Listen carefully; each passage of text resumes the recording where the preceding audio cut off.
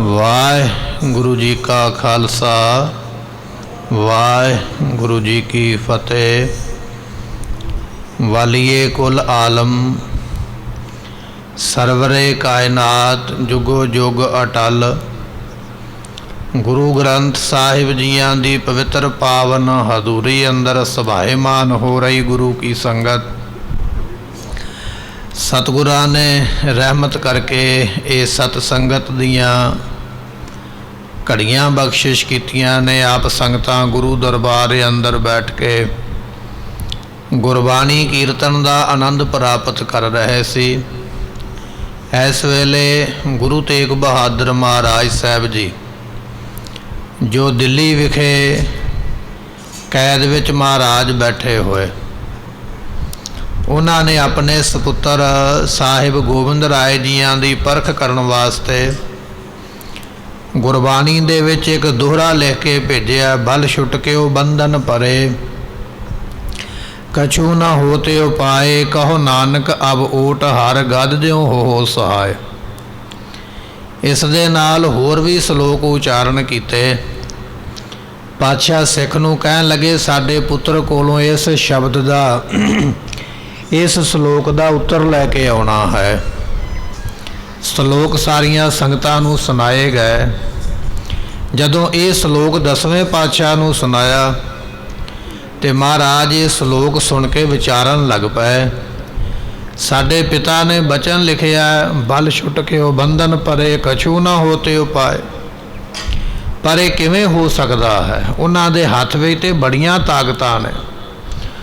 उन्हां दे हुक्म तो बिना ते सूरज ते चंद्रमा भी नहीं तुर सकते। एक फूक मार देन ते पूरी धरती नूं उड़ा देन, इन्नी समर्था उन्हां दे विच है।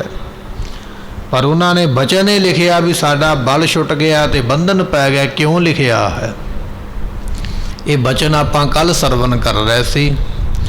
अज होर किहड़ियां दातां गुरु तेग बहादुर पातशाह विच हन, उन्हां दे बाबत साहिब गोबिंद राय जी की विचार करते हो आपां सरवण करांगे। आओ मन का ध्यान टकाइए, भावना नाल शरदा नाल सरवण करिए। मिल के आखिए सतनाम श्री वाहिगुरु। गुरु की संगत गज के आखो सतनाम श्री वाहिगुरु जी। सतगुरु गोबिंद राय साहब जी बैठे हुए विचारते पे। सतगुरां ने बचन लिखिया, बल छुट के हो।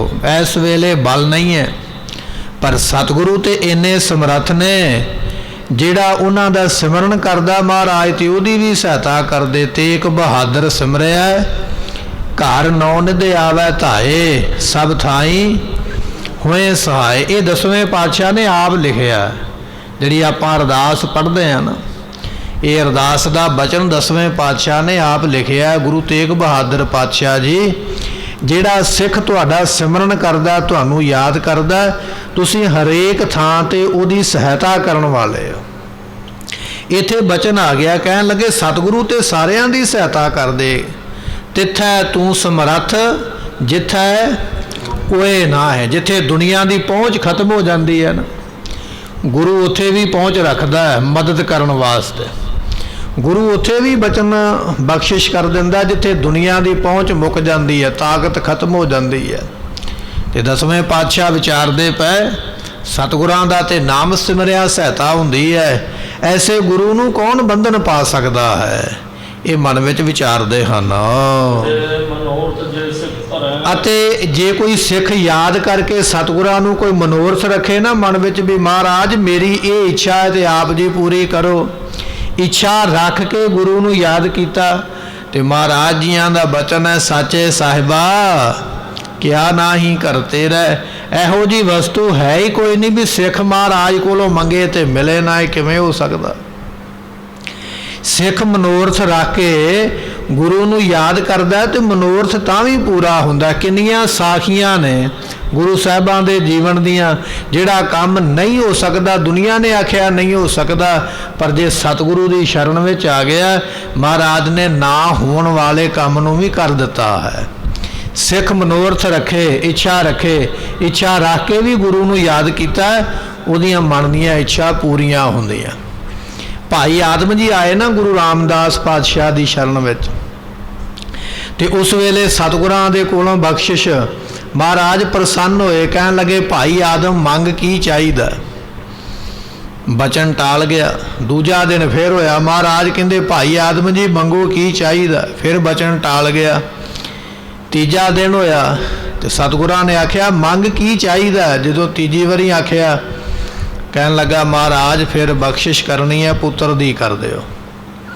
तो गुरु रामदास पातशाह कहन लगे तेरे कर्मां विच नहीं लिखिया संतान, पर फिर भी तू मंगया तैनूं देवांगे। दिता भगतू नाम दा पुत्र, भगता भाई का नगर मालवे दे विच है, उसे भाई भगतू दे नाम ते वसिया। वो दात महाराज ने दिती। सतगुरां दा जे कोई सिमरन करदा है मनोरथ रख के, महाराज वो भी पूरी करते हैं। सतगुरां नूं कोई याद करे दूर, तो महाराज ये नहीं वेखदे भी इन्नी दूर। हुण साडा कोई रिश्तेदार दूर बैठा होवे ना, तो उहदे नाल कदे सालां पिछों ही मेल मिलाप हुंदा, सोचीदा भी इन्नी दूर किवें जावांगे। नेड़े वाले कोल ते बंदा लंघदा टपदा चले जांदा है, पर गुरु ये नहीं सोचदा भी आ सिख मेरा दूर बैठा मैनू याद करे तो मैं जावां, मैनू की लोड़ है जाण दी। नहीं, जह जह संत अरद है तह तह प्रगटाया। जिथे भी किसी गुरसिख गुरमुख ने याद किया, गुरु ने पैंडे दी विचार नहीं की भी वो दूर है कि नेड़े है। झाटी दूर भी है, उथे भी सहायता की है। जे कोई नेड़े बैठा है उहदी भी सहायता की है। जिहड़ा धरती ते बैठा याद करदा पिया है, धरती दे किसी भी कोने ते बैठा याद करदा पिया है, भावें वो देश विच बैठा है भावें वो विदेश विच बैठा है, सतगुरु उहदी उथे मदद कर दे। दसवें पातशाह विचारदे पए, जे कोई आकाश दे विच भी महाराज नूं चेते करदा है, सतगुरु इन्नी समर्था रखदे ने धरती ते की उहदे आकाश दे विच भी मदद करन वाले, मात लोक दे विच की सतगुरु ते इन्नी समर्था रखदे ने, स्वर्ग दे विच भी देवतियां दी मदद करन दी समर्था रखदे। फिर ऐसे गुरु नूं कौन बंधन पा सकदा है? बल छुट के वो बंधन परे कौन बंधन पा सकदा? जिस गुरु की पहुँच इन्नी है कि स्वर्ग लोक ते मात लोक विच भी उन्हां नूं लोग याद करदे, उन्हां दा सिमरन करदे, फिर ऐसे गुरु नूं कोई बंधन नहीं पा सकता है। ते सतगुरां नूं कोई सिमरे ना, याद करे, पर याद करे मन करके, विखावा ना करे। जिन्हां ने मन करके याद किया है, सतगुरु झट उन्हां दे पास पहुँच जाते। दुकालंग परनासी दयालंग स्वरूपे, सदा अंग संगे अपंगंग बेपूते। दसवें पातशाह ने वर्णन किया, कहन लगे वो परमात्मा जिहड़ा ना दयालंग स्वरूपे, उहदा स्वरूप दयालता करन वाला, रहम करन वाला, मदद करन वाला, ऐसी वो दयालता करदा। सदा अंग संगे, सदा दे विच सारे टाइम ही आ जाते, नहीं भी रात नूं मदद नहीं करेगा। ਵੱਡੇ ਵੱਡੇ मंत्री, देश चलाउण वाले, ਵੱਡੇ ਵੱਡੇ अफसर, कामकार करन वाले, रात ਨੂੰ भी कुंडा ला लेंदे भी असीं नहीं किसी ਨੂੰ मिलना। दिन चढ़ेगा तो वेखांगे, ਵੱਡੀਆਂ ਵੱਡੀਆਂ अदालतां भी रात ਨੂੰ बंद हो जांदियां। परमात्मा की अदालत इहो जी है, परमात्मा इहो जिहा भी ਉਹਦਾ घर कदे बंद नहीं हुंदा, हर वेले वो सुनदा पिया, हर वेले वेखदा पिया। वो दयालु है। महाराज कहन लगे जिहड़ा मन करके सिमरदा है, सतगुरु जी झट उहदे पास पहुँच के ना उहदी मदद करदे। ते गुरु तेग बहादुर पातशाह के जीवन विचों ही बचन आउंदा, मक्खण शाह लुबाणे ने समुंदर विच बैठे हुए ने याद किया, महाराज जहाज फस गया, आप जी कृपा करो।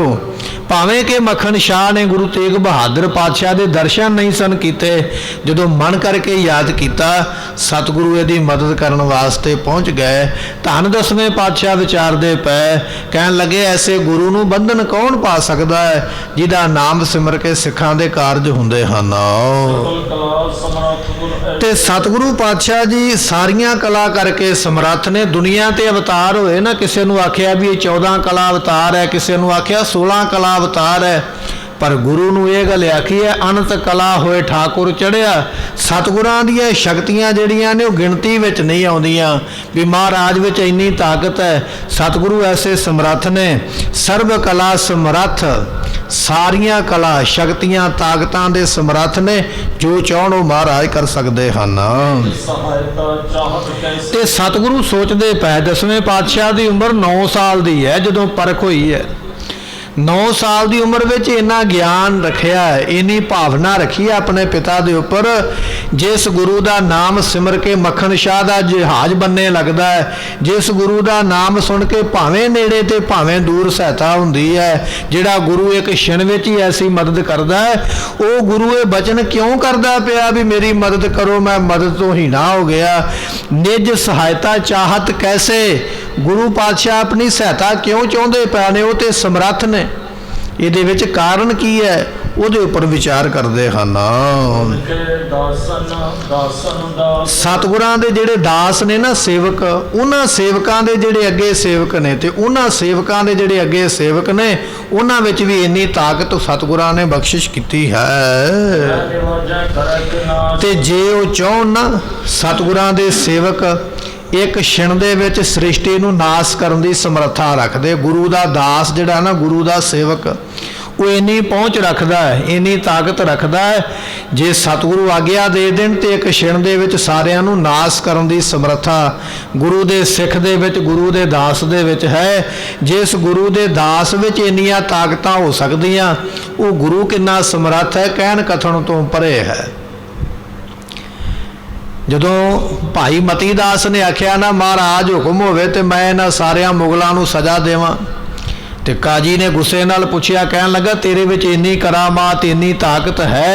ते भाई मती दास ने जवाब दिता, कहन लगे काजी मैं ते फिर भी गुरु दा सिख ते महाराज दी संगत करन वाला ते सतगुरां दे नाल रहन वाला, इत्थे ते गुरु घर दे कुकरां विच, कुत्तियां विच भी ताकत है, वो भी इन्नी समर्था रखदे ने। मैं ते फिर भी निमाणा सिख हां महाराज जियां दा, जे सतगुरु आग्या कर देन ते मैं तैनूं सब कुछ करके विखा दियां। सतगुरु पातशाह बख्शिश करते, कहन लगे सतगुरां दे दासां दे दास, सेवकां दे सेवक, उन्हां विच भी इन्नी ताकत है, जे वो चाहण ते एक क्षण दे विच ही सृष्टि नूं नाश करन दी समर्था रखदे हन। ते सतगुरु पातशाह जे चाहण ते किसे नूं बख्शिश कर देन, ते किसे नूं चाहण ते नाश कर देन, इन्नी समर्था गुरु दे सिख विच है। ऐसे गुरु की सहायता तो उहदी कीती जाती है ना, जिहड़ा अपनी सहायता खुद नहीं कर सकता, पर गुरु तो समर्थ है। ऐसे गुरु की सहायता करनी ये गल बनती नहीं, ठीक नहीं। महाराज ने बचन क्यों लिखे है, बल छुट के वो बंधन परे, ऐसे गुरु नूं बंधन किवें पै सकता है, ऐसे गुरु की ताकत किवें खत्म हो सकती है, ऐसे गुरु की सहायता किवें कोई कर सकता है, जिहड़ा आप समर्थ है। समर्थ की सहायता कोई नहीं कर सकता है। ते गुरु पातशाह ऐसी बख्शिश वाले ने 14 लोग जिहड़े ने ना, वो सतगुरां दा हुक्म मनदे ने।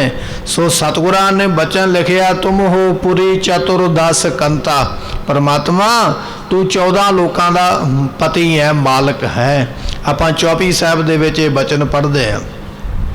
सो कहन लगे जेड़े 7 पताल लोक ने, मात लोक ने, ये जेड़े 14 लोक ने ना, 14 लोग पातशाह का हुक्म मनदे, हुक्म दे विच खड़े हुए, ऐसी समर्था महाराज जियां दी है। धन गुरु नानक देव पातशाह नूं दस्तगीर पीर ने आखिया, कहन लगा महाराज तुसीं आखिया लख पताल ते लख आकाश ने, पर असी तो मनते नहीं, साडे ते मत विच सत्तां दा जिक्र किया, लखां दी किवें गल कीती है। सतगुरु कहंदे हैन ते तां गल कीती है। कहन लगा महाराज मैं नहीं मनदा, मैं नहीं मनदा, अपना जो धार्मिक ग्रंथ मेरा इस्लाम दा कहंदा मैं तो उहनूं मनदा, इस तो अगे मैं नहीं मनदा। मैं तां मन्नांगा जे मैनूं विखा दिओ, फिर मैं मन सकदा, अखीं वेखी गल ते यकीन करांगा। तो गुरु नानक देव पातशाह कहते चल तैनूं विखाईए। जदों विखाउण की गल आई तो फिर थोड़ा झिझक गया, कह लगा नहीं महाराज मैं तो बुढ़ा हो गया, हुण मैं नहीं जा सकता, तुसीं मेरे पुत्र नूं नाल लै जाओ, इनू विखा दिओ, जे ये यकीन कर लवे तो मैनू आके कह देवे तो मैं मन लवांगा। तो सतगुरु कहन लगे ठीक है। पीर दे बच्चे नूं नाल लै लिया, हथ फड़िया, महाराज कहंदे नेत्र बंद कर। ਤੇ ਸਤਿਗੁਰੂ ਕਈ ਦੁਨੀਆ ਦੇ ਵਿੱਚ, ਕਈ ਪਤਾਲਾਂ ਵਿੱਚ, ਕਈ ਆਕਾਸ਼ਾਂ ਦੇ ਵਿੱਚ, ਕਈ ਬ੍ਰਹਮੰਡਾਂ ਦੇ ਵਿੱਚ ਉਹਨੂੰ ਫੇਰਿਆ। ਇੱਕ ਛੋਟਾ ਜਿਹਾ ਕਟੋਰਾ ਹੱਥ ਵਿੱਚ ਲੈ ਲਿਆ, ਥੋੜ੍ਹਾ ਥੋੜ੍ਹਾ ਪ੍ਰਸ਼ਾਦ ਉਹਦੇ ਵਿੱਚ ਪਾਈ ਜਾਂਦਾ ਨਿਸ਼ਾਨੀ ਦੇ ਤੌਰ ਤੇ। ਜਦੋਂ ਸੱਤਾਂ ਤੋਂ ਵੀ ਕਈ ਜ਼ਿਆਦੇ ਵੇਖ ਲਿਆ ਨਾ ਤਾਂ ਕਹਿਣ ਲੱਗਾ ਮਹਾਰਾਜ ਮੈਨੂੰ ਯਕੀਨ ਹੋ ਗਿਆ, ਇਹ ਤੇ ਸੱਤਾਂ ਤੋਂ ਕੀ, ਇਹ ਤੇ ਕਈ ਹਜ਼ਾਰਾਂ ਤੋਂ ਵੀ ਅੱਗੇ ਦੀ ਗੱਲ ਹੈ, ਮੈਨੂੰ ਯਕੀਨ ਹੈ ਮਹਾਰਾਜ, ਚਲੋ ਵਾਪਸ ਮੁੜ ਚੱਲੀਏ। ਬੜਾ ਸਮਾਂ ਹੋ ਗਿਆ ਚੱਲਿਆਂ ਨੂੰ। ਜਦੋਂ ਵਾਪਸ ਆਏ ਨਾ, ਨੇਤਰ ਖੋਲ੍ਹੇ ਤੇ ਉਹ ਪੀਰ ਕਹਿਣ ਲੱਗਾ ਵੀ ਹੁਣੇ ਹੀ ਗਏ, ਇਹ ਤੇ ਸਮਾਂ ਹੀ ਕੋਈ ਨਹੀਂ ਹੈ, ਇੰਨੀ ਛੇਤੀ ਮੋੜਾ। ਤੇ ਬੱਚਾ ਕਹਿੰਦਾ ਮੈਨੂੰ ਤਾਂ ਇੱਦਾਂ ਲੱਗਾ ਵੀ ਪਤਾ ਨਹੀਂ ਕਿੰਨੇ ਮਹੀਨੇ ਲੱਗ ਗਏ ਨੇ, ਤੁਸੀਂ ਆਖਦੇ ਹੋ ਵੀ ਹੁਣੇ ਹੀ ਆ ਗਏ। ਕਹਿਣ ਲੱਗਾ ਪਿਤਾ ਜੀ ਮੈਂ ਵੇਖ ਆਇਆ, ਜੋ ਇਹਨਾਂ ਨੇ ਆਖਿਆ ਉਹ ਠੀਕ ਹੈ, ਵਾਕਿਆ ਹੀ ਇੰਨੇ ਪਤਾਲ ਤੇ ਇੰਨੇ ਆਕਾਸ਼ ਪਰਮਾਤਮਾ ਨੇ ਸਾਜੇ ਨੇ। ਸਤਿਗੁਰੂ ਐਸੀ ਸਮਰੱਥਾ ਰੱਖਦੇ ਨੇ, 14 ਲੋਕ ਤੇ ਕੀ ਲੱਖਾਂ ਲੋਕ, ਲੱਖਾਂ ਧਰਤੀਆਂ ਗੁਰੂ ਦੇ ਹੁਕਮ ਦੇ ਵਿੱਚ ਖਲੋਤੀਆਂ ਹੋਈਆਂ। ਕੋਟ ਬ੍ਰਹਮੰਡ ਕੋ ਠਾਕੁਰ ਸੁਆਮੀ, ਸਰਬ ਜੀਆਂ ਕਾ ਦਾਤਾ ਰੇ, ਪ੍ਰਤਪਾਲੈ ਨਿਤ ਸਾਰ ਸੰਭਾਲੈ, ਇੱਕ ਗੁਣ ਨਹੀਂ ਮੂਰਖ ਜਾਤਾ ਰੇ। ਪਰਮਾਤਮਾ ਦੇ ਗੁਣ ਤੇ ਬਹੁਤੇ ਨੇ, ਪਰ ਅਸੀਂ ਮੂਰਖਾਂ ਨੇ ਇੱਕ ਵੀ ਉਹਦੇ ਗੁਣ ਨੂੰ ਨਹੀਂ ਜਾਣਿਆ। 10ਵੇਂ ਪਾਤਸ਼ਾਹ ਵਿਚਾਰਦੇ ਪਏ, ਕਹਿਣ ਲੱਗੇ ਸਤਿਗੁਰੂ ਦਾ ਹੁਕਮ ਤੇ 14 ਲੋਕ ਮੰਨਦੇ, ਫਿਰ ਐਸਾ ਗੁਰੂ ਕਿਵੇਂ ਲਿਖ ਸਕਦਾ ਬਲ ਛੁੱਟ ਕੇ ਉਹ ਬੰਧਨ ਪਰੇ, ਐਸੇ ਗੁਰੂ ਨੂੰ ਕੌਣ ਬੰਧਨ ਪਾ ਸਕਦਾ? ਇਹ ਗੱਲ ਸੋਚਣ ਵਾਲੀ ਹੈ। ਸੋ ਇਹ ਗੁਰੂ ਨਾਨਕ ਸਾਹਿਬ ਪਾਤਸ਼ਾਹ ਦੀ ਜੋਤ ਨੇ, ਗੁਰਤਾ ਗੱਦੀ ਇਹਨਾਂ ਨੂੰ ਮਿਲੀ ਹੈ। ਇਹ ਕਿਸੇ ਦੇ ਕੋਲੋਂ ਹਥਿਆਈ ਨਹੀਂ ਹੈ, ਕਿਸੇ ਕੋਲੋਂ ਖੋਈ ਨਹੀਂ ਹੈ, ਆਪਣੇ ਆਪ ਇਹ ਮਾਲਕ ਨਹੀਂ ਬਣੇ। ਗੁਰੂ ਹਰਿਕ੍ਰਿਸ਼ਨ ਪਾਤਸ਼ਾਹ ਮਹਾਰਾਜ ਨੇ ਦਿੱਲੀ ਦੀ ਧਰਤੀ ਤੇ ਨਾਰੀਅਲ ਤੇ 5 ਪੈਸੇ ਰੱਖ ਕੇ ਮੱਥਾ ਟੇਕਿਆ, ਆਖਿਆ ਬਾਬਾ ਬਸਹਿ ਗ੍ਰਾਮ ਬਕਾਲੇ ਬਨ ਗੁਰ ਸੰਗਤ ਆਪ ਸੰਭਾਲੇ। ਇਹ ਬਚਨ ਕਰਕੇ ਉਹਨਾਂ ਨੇ ਬਖਸ਼ਿਸ਼ ਕੀਤੀ ਹੈ। ਇਹ ਗੁਰੂ ਨਾਨਕ ਸਾਹਿਬ ਦੀ ਗੁਰਤਾ ਗੱਦੀ ਦੇ ਮਾਲਕ ਨੇ। ਜਿਹੜੇ ਗੁਰੂ ਦੀ ਗੱਦੀ ਦੇ ਮਾਲਕ ਨੇ ਉਹਨਾਂ ਦੀ ਸਹਾਇਤਾ ਕੌਣ ਕਰ ਸਕਦਾ ਹੈ?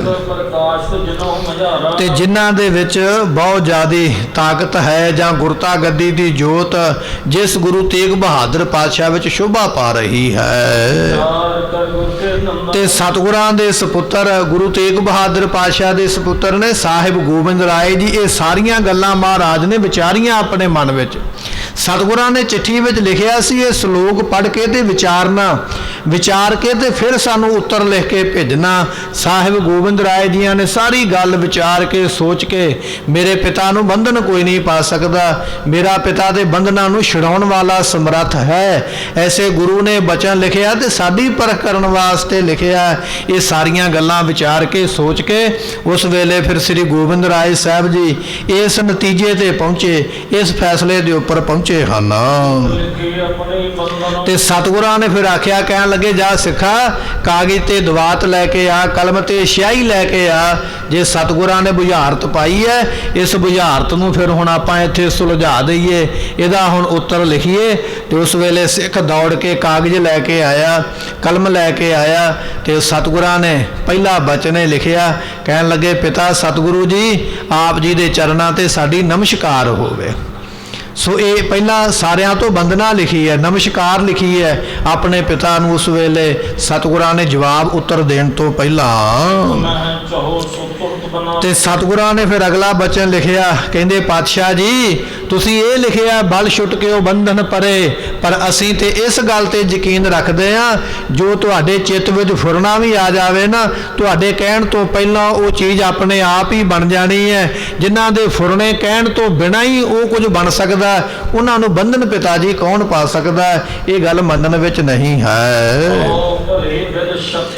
ਸਤਿਗੁਰੂ ਅਸੀਂ ਜਾਣਦੇ ਹਾਂ, ਦੁਨੀਆ ਜਾਣੇ ਤੇ ਭਾਵੇਂ ਨਾ ਜਾਣੇ, ਪਰ ਅਸੀਂ ਇਹ ਗੱਲ ਜਾਣਦੇ ਹਾਂ ਤੁਸੀਂ ਹੋ ਤੇ ਬਿਲਕੁਲ ਤਾਕਤਵਰ, ਪਰ ਤੁਸੀਂ ਸ਼ਕਤੀ ਨੂੰ ਛੁਪਾ ਕੇ ਰੱਖਿਆ ਹੋਇਆ, ਸ਼ਕਤੀ ਨੂੰ ਲੁਕਾ ਕੇ ਰੱਖਦੇ ਹੋ। ਤੁਹਾਡਾ ਤੇ ਉਹ ਫਰਮਾਨ ਉਹ ਫੈਸਲਾ ਹੈ, ਨਾਟਕ ਚੇਟਕ ਕੀਏ ਕੁਕਾਜਾ ਪ੍ਰਭ ਲੋਗਨ ਕਹੈ ਆਵਤ ਲਾਜਾ। ਰੱਬ ਦਿਆਂ ਭਗਤਾਂ ਨੂੰ ਲਾਜ ਆਉਂਦੀ ਹੈ ਕੰਮ ਕਰਨ ਤੋਂ, ਇਸ ਕਰਕੇ ਕਰਾਮਾਤ ਨੂੰ ਤੁਸੀਂ ਛੁਪਾਇਆ ਹੋਇਆ। ਬਾਦਸ਼ਾਹ ਔਰੰਗਜ਼ੇਬ ਨੇ ਚਿੱਠੀ ਪਾਈ ਗੁਰੂ ਹਰਿਰਾਏ ਸਾਹਿਬ ਜੀਆਂ ਨੂੰ ਕੀਰਤਪੁਰ ਸਾਹਿਬ ਦੀ ਧਰਤੀ ਤੇ, ਮਹਾਰਾਜ ਮਿਲੋ ਮੈਨੂੰ ਆ ਕੇ। ਹੁਣ ਸਤਿਗੁਰੂ ਜਾਣਦੇ ਵੀ ਬਾਦਸ਼ਾਹ ਮਿਲਣਾ ਕਿਉਂ ਚਾਹੁੰਦਾ। ਤੇ ਸਤਿਗੁਰਾਂ ਦੇ ਸੰਗਤ ਨੇ ਫੈਸਲਾ ਕੀਤਾ। ਸੰਗਤ ਕਹਿਣ ਲੱਗੀ ਮਹਾਰਾਜ ਆਪਣੇ ਵੱਡੇ ਪੁੱਤਰ ਨੂੰ ਭੇਜੋ, ਰਾਮ ਰਾਏ ਜੀ ਜਾਣ। ਰਾਮ ਰਾਏ ਜੀ ਮੰਨ ਗਏ ਜਾਣ ਵਾਸਤੇ। ਕਹਿੰਦੇ ਜੀ ਮਹਾਰਾਜ ਹੁਕਮ ਹੋਵੇ ਤੇ ਜਾਂਦਾ, पर मैनू ताकतां दिओ, शक्तियां दिओ, जो कुछ होवे मैं जो चाहां वो कर सकां। तो सतगुरु कहन लगे ठीक है राम राय, जिहड़ा बचन तेरी जुबान चों निकलेगा उस वेले पूरा होवेगा। राम राय खुश हो गया।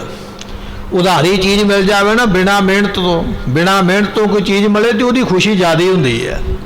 राम राय खुश है भी मैनू ताकत मिल गई है, मैं तो मर्जी का मालक।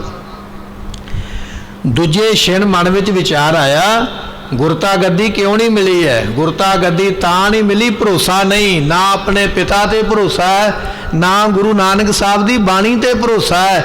गुरु नानक साहब की बाणी नूं बदलिया, मिट्टी मुसलमान की नहीं, मिट्टी बेईमान की है। ये तो बाणी ते भरोसा नहीं सी, पर अपने पिता के बचन ते भी भरोसा नहीं सी। जदों आख्या राम राय, जिहड़ी गल जुबान विचों कवेंगा उस वेले पूरी होवेगी। राम राय ने मन में सोचा, पिता ने कह तो दिता, की पता पूरी होवे कि ना होवे। मैं औरंगजेब के कोल चला जावां, वो मैनू कहे भी कुछ करके विखा, तो मेरा अगों जादू चले ना, तो किते बादशाह मैनू कैद विच ना पा लवे, मैं किते कैदी ना हो जावां, गुरता गद्दी किते रह ना जावे, मैं तो गुरु बनना आने वाले समय का।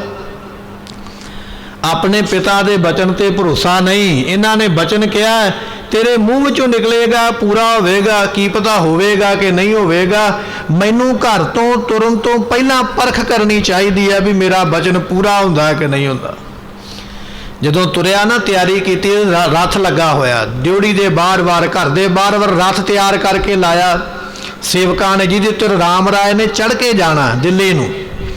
पर रथ के उपर घोड़े नहीं हाले जोड़े हुए, घोड़े हाले पासे बधे सन भी चलन लगे जोड़ांगे तो फिर रथ तुरेगा। तो राम राय ने वेख्या भी हुण बचन पूरा होंदा, पहला वेखां तो सही मेरे विच किन्नी कुछ ताकत है।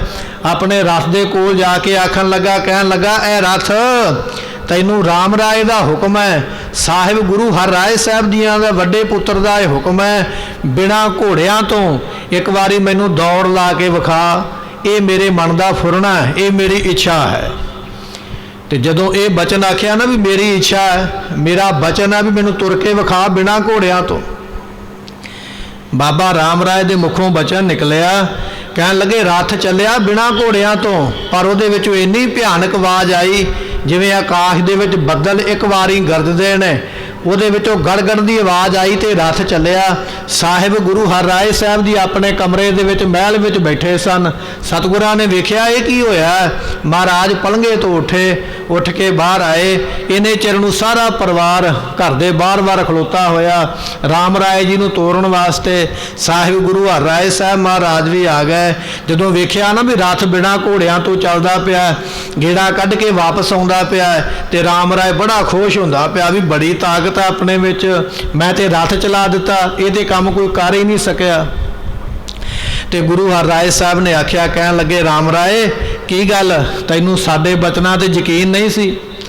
तू ये घरों ही चलिया नहीं, हाले घरों तू पैर नहीं बाहर पुटिया, शक्ति का इस्तेमाल तू पहला कर लिया भी पहला करामात मैं वेखा भी करामात हुंदी कही है। जदों उधारी चीज़ मिलती है ना उदों फिर बंदा उहदी इस तरह ही वरतों करदा, बिना किसी काम तो, बिना किसी प्रयोजन तो।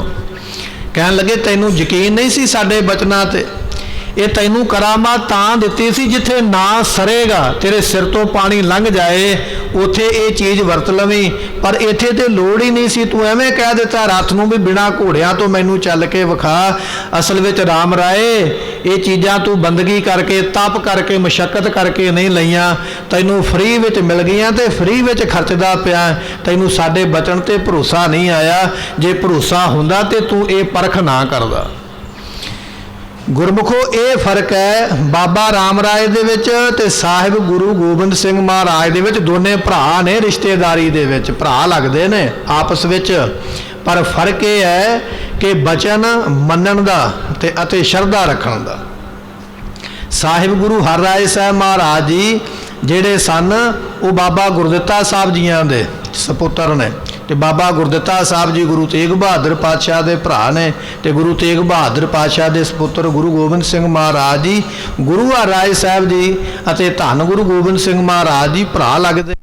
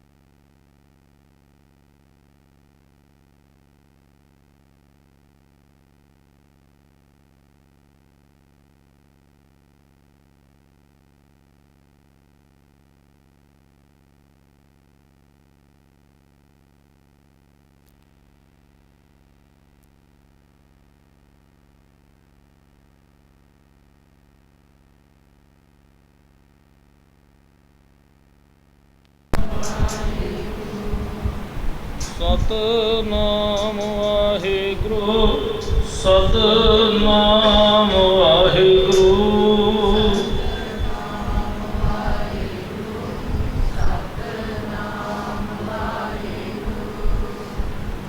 ਵਾਹਿਗੁਰੂ ਜੀ ਕਾ ਖਾਲਸਾ ਵਾਹਿਗੁਰੂ ਜੀ ਪੜੋ ਪੜੋ ਪੜੋ। ਤਉ ਭਲੀ ਬਿਦ ਸ਼ਕਤ ਦੁਰਾਵੋ। ਸਤਿਗੁਰੂ ਪਾਤਸ਼ਾਹ ਗੁਰੂ ਹਰਿਰਾਏ ਸਾਹਿਬ ਜੀਆਂ ਦਾ ਬਚਨ ਆਪਾਂ ਸਰਵਨ ਕਰਦੇ ਪਏ ਸੀ।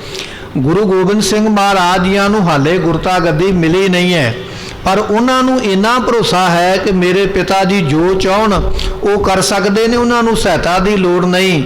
ਇਧਰੋਂ ਰਾਮ ਰਾਏ ਦਿੱਲੀ ਨੂੰ ਜਾਣ ਲੱਗਾ ਤੇ ਉਹਦੇ ਮਨ ਵਿੱਚ ਵਿਚਾਰ ਇਹ ਆਈ, ਪਤਾ ਨਹੀਂ ਮੇਰੇ ਪਿਤਾ ਦੇ ਬਚਨ ਪੂਰੇ ਹੋਣਗੇ ਕਿ ਨਹੀਂ ਹੋਣਗੇ, ਪਤਾ ਨਹੀਂ ਸ਼ਕਤੀਆਂ ਮੇਰੇ ਵਿੱਚ ਆਉਣਗੀਆਂ ਕਿ ਨਹੀਂ ਆਉਣਗੀਆਂ, ਪਤਾ ਨਹੀਂ ਮੈਂ ਕਰ ਸਕਾਂਗਾ ਮਰਜ਼ੀ ਆਪਣੇ ਮਨ ਦੀ ਮਰਜ਼ੀ ਕਿ ਨਹੀਂ ਕਰ ਸਕਾਂਗਾ। ਉਹ ਘਰੋਂ ਚੱਲਣ ਲੱਗਾ ਹੀ ਕਰਾਮਾਤਾਂ ਵਿਖਾਉਂਦਾ ਪਿਆ। ਸਤਿਗੁਰਾਂ ਨੇ ਆਖਿਆ ਰਾਮ ਰਾਏ ਇਹ ਠੀਕ ਨਹੀਂ ਕੀਤਾ, ਹਾਲੇ ਘਰੋਂ ਤੁਰਿਆ ਨਹੀਂ, ਕਰਾਮਾਤਾਂ ਪਹਿਲਾਂ ਵਿਖਾਉਣੀਆਂ ਸ਼ੁਰੂ ਕਰ ਦਿੱਤੀਆਂ। ਜਿਸ ਨੂੰ ਆਪਣੇ ਪਿਤਾ ਦੇ ਬਚਨਾਂ ਤੇ ਭਰੋਸਾ ਨਹੀਂ, ਉਸ ਨੂੰ ਫਿਰ ਗੁਰੂ ਨਾਨਕ ਦੇਵ ਪਾਤਸ਼ਾਹ ਦੀ ਬਾਣੀ ਤੇ ਵੀ ਭਰੋਸਾ ਨਹੀਂ। ਬਾਦਸ਼ਾਹ ਔਰੰਗਜ਼ੇਬ ਦੀ ਕਚਹਿਰੀ ਵਿੱਚ ਆਖਿਆ ਮਿੱਟੀ ਮੁਸਲਮਾਨ ਕੀ ਨਹੀਂ ਲਿਖਿਆ, ਇੱਥੇ ਮਿੱਟੀ ਬੇਈਮਾਨ ਕੀ ਲਿਖਿਆ ਹੈ। ਉੱਥੇ ਗੁਰੂ ਨਾਨਕ ਸਾਹਿਬ ਦੇ ਬਚਨ ਵੀ ਬਦਲ ਦਿੱਤੇ। ਤਾਂ ਗੁਰੂ ਹਰਿਰਾਏ ਸਾਹਿਬ ਨੇ ਆਖਿਆ ਰਾਮ ਰਾਏ ਸਾਡੇ ਮੱਥੇ ਨਾ ਲੱਗੀ ਜਿੰਨਾ ਚਿਰ ਤੇਰੀ ਜ਼ਿੰਦਗੀ ਹੈ, ਜਿੰਨਾ ਚਿਰ ਅਸੀਂ ਸਰੀਰ ਕਰਕੇ ਬੈਠੇ ਹਾਂ ਜਾਂ ਤੂੰ ਸਰੀਰ ਕਰਕੇ ਬੈਠਾ, ਅਸੀਂ ਤੇਰੇ ਨਾਲ ਬਚਨ ਬਲਾਸ ਕਰਨਾ ਤੇ ਦੂਰ ਦੀ ਗੱਲ ਹੈ, ਤੇਰੀ ਸ਼ਕਲ ਵੀ ਵੇਖਣੀ ਪਸੰਦ ਨਹੀਂ ਕਰਦੇ। ਇਹ ਬਚਨ ਗੁਰੂ ਹਰਿਰਾਏ ਸਾਹਿਬ ਜੀਆਂ ਨੇ ਤਾਂ ਆਖੇ, ਨਾ ਇਹਨੂੰ ਸਾਡੇ ਬਚਨਾਂ ਤੇ ਭਰੋਸਾ ਰਿਹਾ, ਨਾ ਇਹਨੂੰ ਗੁਰੂ ਨਾਨਕ ਸਾਹਿਬ ਦੀ ਬਾਣੀ ਤੇ ਭਰੋਸਾ ਰਿਹਾ।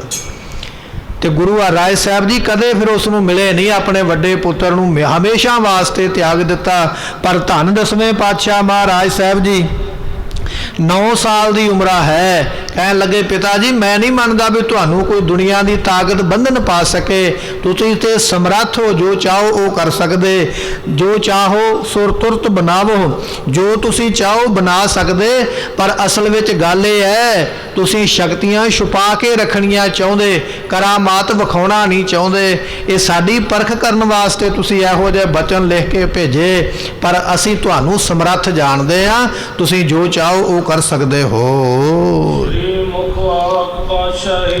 ਇਹ ਸੁਭਾਏਮਾਨ ਮੁਖ ਤੋਂ ਦਸਵੇਂ ਪਾਤਸ਼ਾਹ ਦੇ ਫਰਮਾਨ ਨੇ ਮੁਖ ਦੇ। ਗੁਰਮੁਖੋ ਇਹ ਜਿਹੜਾ ਆਪਾਂ ਸ਼ਬਦ ਪੜ੍ਹਨ ਜਾ ਰਹੇ ਹਨ, ਇਹ ਸਾਹਿਬ ਦਸਵੇਂ ਗੁਰੂ ਦੇ ਮੁਖੋਂ ਇਹ ਬਚਨ ਨਿਕਲਿਆ। ਇਹ ਦਸਵੇਂ ਪਾਤਸ਼ਾਹ ਦਾ ਆਪਣਾ ਉਚਾਰਨ ਕੀਤਾ ਹੋਇਆ ਇਹ ਸ਼ਲੋਕ ਜਿਹੜਾ ਹੈ ਆਪਾਂ ਸਰਵਨ ਕਰਨ ਲੱਗੇ। ਜਿਹੜੀ ਭਾਈ ਮਨੀ ਸਿੰਘ ਜੀਆਂ ਨੇ, ਜਿਹੜੇ ਹੈੱਡ ਗ੍ਰੰਥੀ ਰਹੇ ਸ੍ਰੀ ਦਰਬਾਰ ਸਾਹਿਬ ਹਰਿਮੰਦਰ ਸਾਹਿਬ ਦੇ, ਜਿਨ੍ਹਾਂ ਦੇ ਬੰਦ ਕੱਟ ਕੇ ਸ਼ਹੀਦ ਕੀਤਾ ਗਿਆ, ਉਹਨਾਂ ਨੇ ਸਾਹਿਬ ਗੁਰੂ ਗ੍ਰੰਥ ਸਾਹਿਬ ਪਾਤਸ਼ਾਹ ਦੀ ਸਰੂਪ ਜਿਹੜੇ ਸਨ ਲਿਖੇ ਸਨ। ਤੇ ਇਸੇ ਉਹਨਾਂ ਨੇ ਫਿਰ ਲਿਖਿਆ ਸੀ ਪਾਤਸ਼ਾਹੀ ਦਸਵੀਂ ਬਲ ਹੋਆ ਬੰਧਨ ਛੁਟੇ ਸਭ ਕਿਛ ਹੋ ਤੇ ਉਪਾਏ। ਤੇ ਉਹ ਜਿਹੜਾ ਸਰੂਪ ਹੈ ਨਾ ਮਹਾਰਾਜ ਜੀਆਂ ਦਾ, ਉਹ ਪਟਨਾ ਸਾਹਿਬ ਦੀ ਧਰਤੀ ਤੇ ਤਖਤ ਸਾਹਿਬ ਦੇ ਉੱਪਰ ਬਿਰਾਜਮਾਨ ਹੈ। ਉੱਥੇ ਇਹਨਾਂ ਨੇ ਇਹ ਲਿਖਿਆ ਹੋਇਆ ਪਾਤਸ਼ਾਹੀ ਦਸਵੇਂ ਪਾਤਸ਼ਾਹ ਦਾ ਬੋਲਾ, ਦਸਵੇਂ ਪਾਤਸ਼ਾਹ ਦਾ ਬਚਨ। ਅਤੇ ਇਸੇ ਤਰ੍ਹਾਂ ਦਾ ਇੱਕ ਸਰੂਪ ਪਾਕਿਸਤਾਨ ਦੇ ਵਿੱਚ ਦੇਵਰਾ ਸਾਹਿਬ ਜਿਹੜਾ ਗੁਰਦੁਆਰਾ ਹੈ, ਉੱਥੇ ਵੀ ਹੱਥ ਲਿਖਤ ਸਰੂਪ ਭਾਈ ਮਨੀ ਸਿੰਘ ਜੀਆਂ ਦਾ ਬਿਰਾਜਮਾਨ ਹੈ। ਉਹਦੇ ਵਿੱਚ ਵੀ ਉਹਨਾਂ ਨੇ ਦਸਵੀਂ ਪਾਤਸ਼ਾਹੀ ਦਾ ਸਰਲੇਖ ਲਿਖ ਕੇ, ਪਾਤਸ਼ਾਹੀ ਦਸਵੀਂ ਲਿਖ ਕੇ ਫਿਰ ਇਹ ਜਿਹੜੇ ਬਚਨ ਹਨ ਉਹ ਗੁਰਬਾਣੀ ਦੇ ਉੱਥੇ ਅੰਕਿਤ ਕੀਤੇ ਹਨ। ਮਨ ਹੋਆ ਬੰਧਨ ਛੁਟੇ ਸਭ ਕਿਛ ਹੋ ਤੇ ਉਪਾਏ, ਨਾਨਕ ਸਭ ਕਿਛ ਤੁਮਰੇ ਹੱਥ ਮੈਂ ਤੁਮ ਹੀ ਹੋਤ ਸਹਾਏ। ਧੰਨ ਦਸਵੇਂ ਪਾਤਸ਼ਾਹ ਆਪਣੇ ਪਿਤਾ ਦੇ ਜਿਹੜੇ ਬਚਨ ਲਿਖੇ ਸਨ ਵੀ ਸਾਨੂੰ ਬੰਧਨ ਪੈ ਗਏ, ਅਸੀਂ ਜੇਲ੍ਹ ਵਿੱਚ ਬੈਠੇ ਹਾਂ, ਉਹਦਾ ਜਵਾਬ ਇਹਨਾਂ ਸ਼ਬਦਾਂ ਵਿੱਚ ਲਿਖਿਆ। ਇਹ ਸ਼ਬਦ ਦਾ ਭਾਵ ਕੀ ਹੈ, ਇਹਦੇ ਅਰਥ ਕੀ ਨੇ, ਸਤਿਗੁਰਾਂ ਨੇ ਕਿਉਂ ਇਹ ਸ਼ਬਦ ਲਿਖਿਆ, ਇਹ ਆਪਾਂ ਵਿਚਾਰ ਕੱਲ੍ਹ ਦੇ ਦੀਵਾਨ ਵਿੱਚ ਸਰਵਨ ਕਰਾਂਗੇ। ਇਹ ਸ਼ਬਦ ਦੇ ਅਰਥ ਵੀ ਆਪਾਂ ਸਰਵਨ ਕਰਾਂਗੇ ਔਰ ਇਹਦੇ ਵਿੱਚ ਕਿਹੜੇ ਕਿਹੜੇ ਆਉਣ ਵਾਲੇ ਸਮੇਂ ਦੇ ਮਹਾਰਾਜ ਨੇ ਬਚਨ ਕੀਤੇ, ਜਿਹੜੇ ਛੁਪੇ ਹੋਏ ਨੇ ਗੁੱਝੇ ਬਚਨ ਨੇ, ਉਹ ਵੀ ਆਪਾਂ ਕੱਲ੍ਹ ਦੇ ਦੀਵਾਨ ਵਿੱਚ ਇਸ ਵਿਚਾਰ ਨੂੰ ਫਿਰ ਸਰਵਨ ਕਰਾਂਗੇ।